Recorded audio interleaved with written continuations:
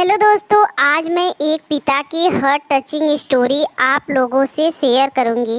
यह दिल को छू जाने वाली स्टोरी एक पिता की जज्बातों की कहानी है। इस कहानी से आप लोगों को बहुत कुछ सीखने को मिलेगी।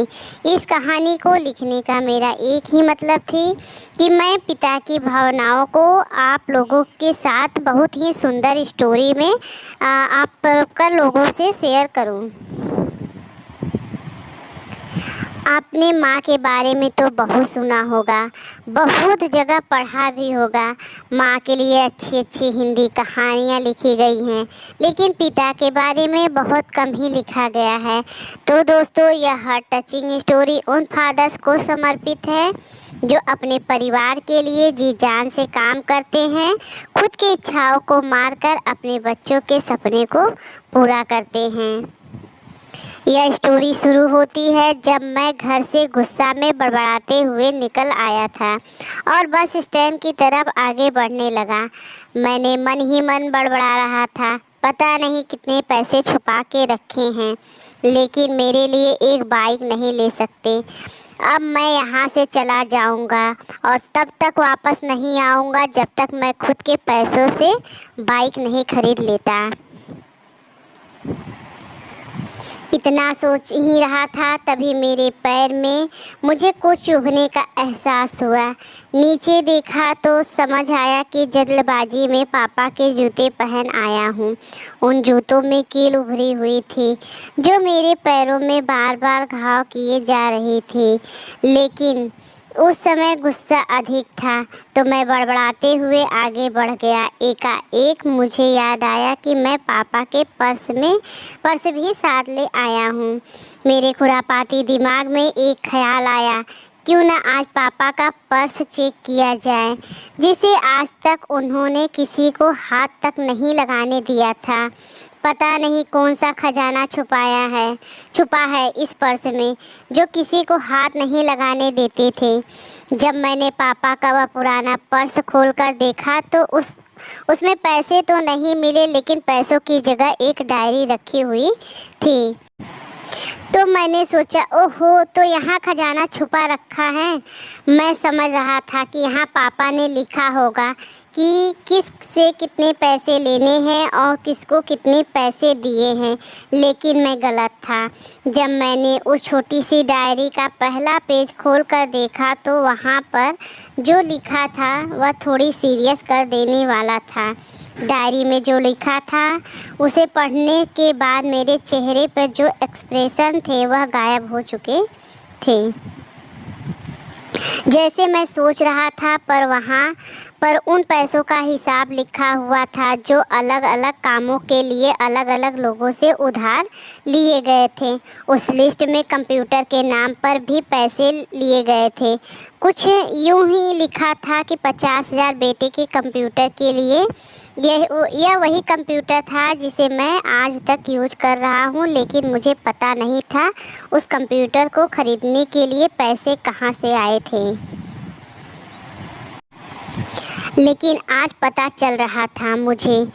आज भी याद है जब मैंने पहली बार कैमरे के लिए जिद की थी, जो मेरे पापा ने मुझे 2 हफ्ते बाद मेरे बर्थडे पर लाकर दिए थे, जिसे देखकर मैं बहुत खुश हुआ था। और मुझे खुश देखकर मुझसे कहीं ज़्यादा अगर कोई खुश था तो वो थे पापा।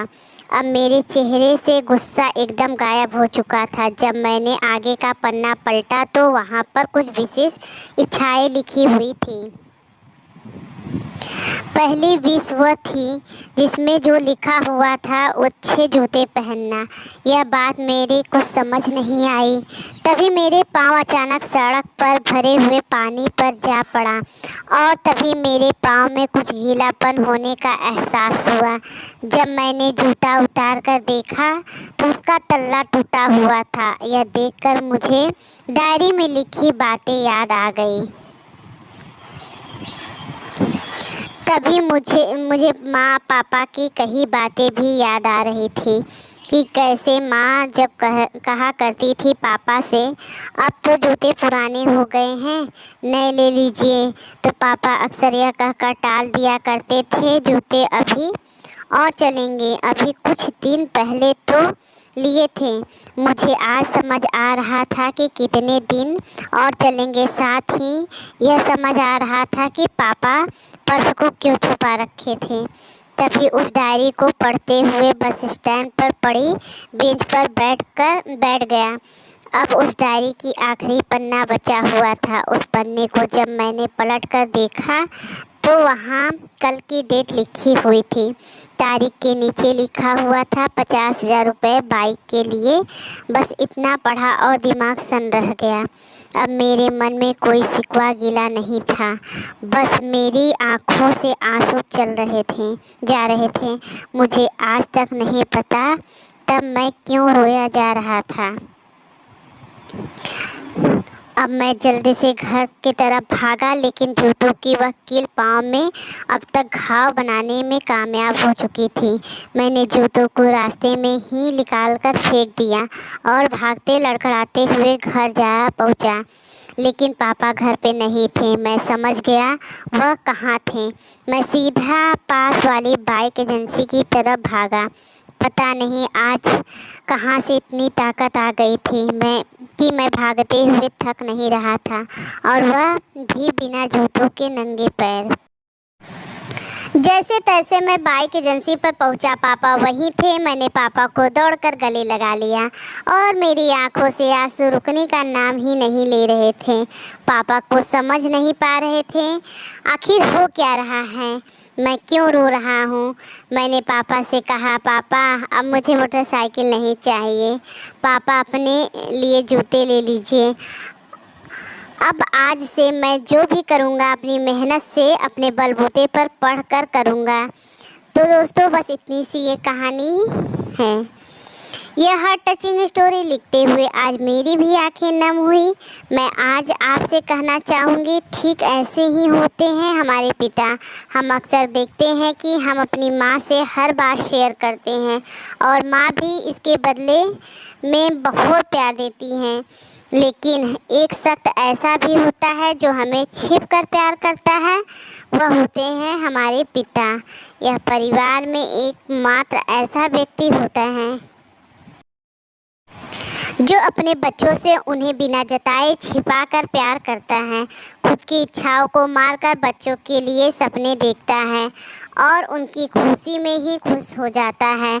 मुझे नहीं पता कि आप अपने पेरेंट्स को इज्जत करते हो या नहीं, लेकिन अगर आपके पेरेंट्स हैं तो आप बहुत खुदनसीब हो, क्योंकि इस दुनिया में बहुत से लोगों को तो पेरेंट्स का प्यार भी नसीब नहीं होता है। अंत में यही कहना चाहूँगा कि माँ बाप की भावनाओं को सम्मान करें।